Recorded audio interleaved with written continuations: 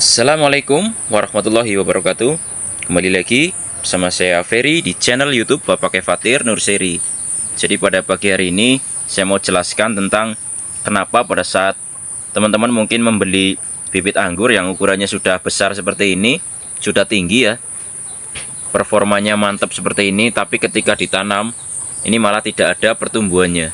Nah, kadang-kadang teman-teman ini langsung menyalahkan bibitnya, berarti bibitnya tidak bagus lah, apalah gitu kan. Nah, sekarang pertanyaannya adalah apabila dibalik teman-teman yang kurang persiapan, harusnya teman-teman juga bisa menerima. Jadi yang pertama, biasanya bibit itu kan kadang ada yang dikirim sudah tinggi seperti ini ya, ada yang masih pendek ya. Jadi seperti yang saya jelaskan dulu, kalau panjang pendek itu tidak menjadi acuan daripada bibit ya. Jadi mau pendek mau panjang itu sama aja. Yang penting satu, bibit yang dikirim haruslah perakarannya sudah bagus atau sudah banyak. Nah seperti ini. Ini bibit yang perakarannya sangat banyak sekali. Nah kemudian besar kecil rootstock juga tidak menjadi pengaruh ya.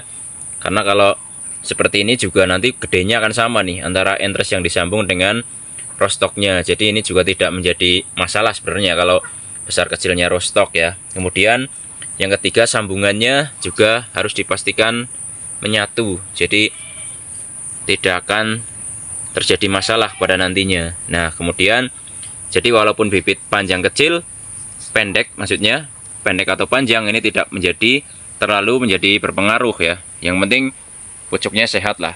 Nah itu satu. Nah kemudian yang saya jelaskan hari ini, kenapa? Karena pada saat beli bibit sudah panjang, ternyata pas ditanam kok malah tidak ada pertumbuhannya. Jadi yang pertama, jangan dulu menyalahkan bibitnya. Nah, yang pertama harus teman-teman lakukan pada saat dapat bibit misalnya ukuran tinggi, itu teman-teman jangan langsung tanam dulu ya. Minimal kalau dikirim keluar kota ya 3 hari atau 5 hari setelah datang, ininya diadaptasi dulu ya, disiram dulu medianya gitu kan, jangan langsung ditanam ya.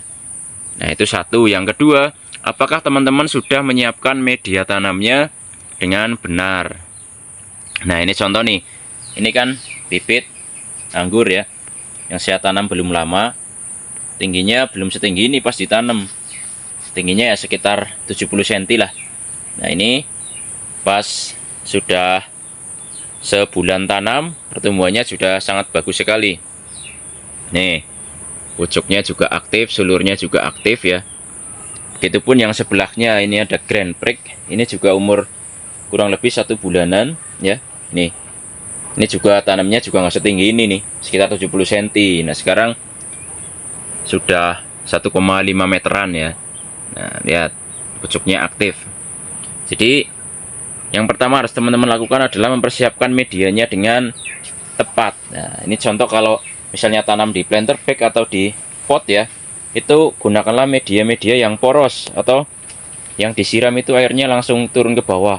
Nah, kalau saya biasanya gunakan media itu sekam bakar 3 bagian, kemudian tanahnya setengah bagian, kemudian pupuk kandangnya 1 bagian atau setengah bagian juga boleh. Jadi kalau teman-teman bikin sama karung ya, 3 karung sekam bakar, setengah karung tanah bisa 1 karung pupuk kandang atau setengah karung pupuk kandang halus ya, kalau ada yang sudah difermentasi pokoknya. Kemudian kapur dolomitnya 2 genggam, kemudian furadanya bisa 1-2 sendok, itu kalau ukuran karung ya, bisa seperti itu. Nah kemudian setelah media dicampur, kalau media pupuknya ini sudah matang ya bisa langsung dipakai sebenarnya. Tapi kalau saya biasanya minimal banget seminggu setelah dimasukin ke tempatnya, disirami terus selama seminggu baru ditanami. Lebih bagus ya 2 mingguan lah baru ditanami. Nah itu, jadi nanti adaptasi akarnya akan jauh lebih cepat. Jangan juga gunakan pupuk kandang baru, misalnya baru ngambil dari kandang kambing misalnya langsung diaplikasikan, itu jangan.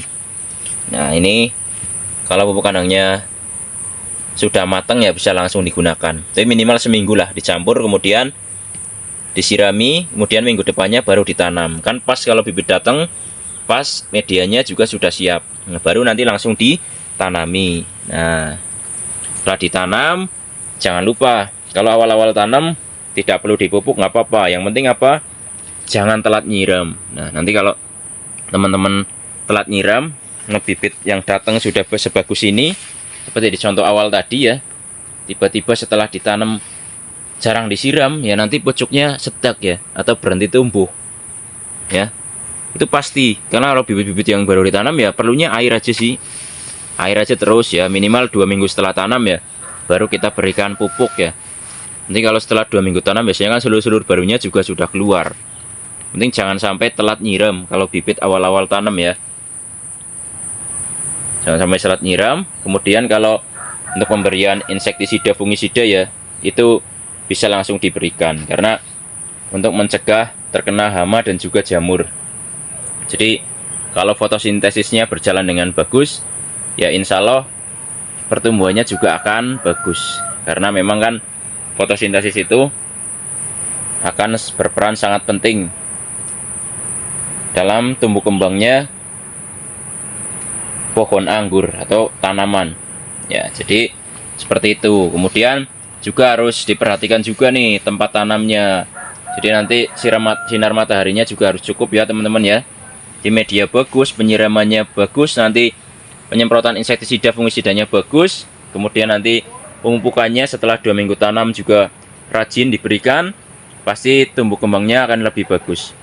Tapi jangan lupa kalau ini pupuk kandang dan juga maksudnya bisa organik, bisa pakai pupuk pabrikan ya, di mix aja silahkan. Yang penting pupuknya ini bisa membantu pertumbuhan pohon anggur itu sendiri. Nah, seperti itu. Kemudian kecukupan sinar matahari juga penting. Kalau bisa juga atapnya juga menggunakan naungan, karena kalau tidak pakai naungan biasanya kalau musim panas bagus-bagus aja sih, tapi kalau hujannya terus-terusan tiap hari, ini PR-nya biasanya di situ. Jadi biasanya serangan jamurnya lebih intensif ya. Jadi bukan tidak bisa menanam anggur tanpa naungan, bisa saja, tapi biasanya maksimalnya ini bisa dibuahkannya pas musim panas ya. Karena kalau tempat yang jarang hujan sih saya nggak terlalu, tapi kalau tempat-tempatnya kayak tempat saya ya, kalau pas hujannya datangnya terus-terusan ya nanti akan mengganggu pertumbuhan pohon anggurnya. Contoh tempat saya ini kan perbukitan, jadi kalau musim hujan datang, hujannya terus-terusan tiap hari dan juga lama ya. Jadi mungkin kalau dekat-dekat pantai gitu kan jarang hujan, kemudian panasnya bagus ya, itu juga akan berpengaruh pada pertumbuhan anggurnya. Saya hanya bicara pengalaman di tempat saya saja, di mana tempatnya ini kalau sudah musim hujan ya begitu adanya. Nah, jadi makanya saya kasih pengalaman saya di video ini. Bukan berarti tidak bisa menanam anggur tanpa naungan ya. Nah, kalau mau lebih mudah perawatan ya pakai naungan. Nah, begitu ya. Kalau teman-teman misalnya dapat bibit ternyata sudah tinggi seperti ini, pas ditanam ternyata tidak ada pertumbuhan ya, ini dicek dulu media tanamnya ya, kemudian penyiramannya. Nah, yang paling bagus ya yang pas bibit datang ya dicek dulu lah bibitnya, apakah akarnya udah banyak, apakah sambungannya udah nyatu apa belum, itu juga perlu dicek. Nah, itu pengecekan awalnya seperti itu, sudah pernah saya jelaskan di video yang lain ya. Jadi intinya adalah tinggi pendek bibit nggak masalah, yang penting akarnya bagus, pucuknya sehat, itu nggak masalah. Yang penting media tanamnya diperhatikan benar-benar, penyiramannya juga, kemudian penanamannya, kebutuhan matahari dan lain-lain ya. Untuk teman-teman yang butuh bibit bisa langsung chat di WA saya di 083867120190 ya. Nah, ini bibit-bibitnya insyaallah banyak. Jangan lupa like, subscribe, komen, dan share agar channel ini makin maju dan berkembang. Wassalamualaikum warahmatullahi wabarakatuh. Salam pengangguran dari saya Ferry, Purwokerto, Jawa Tengah.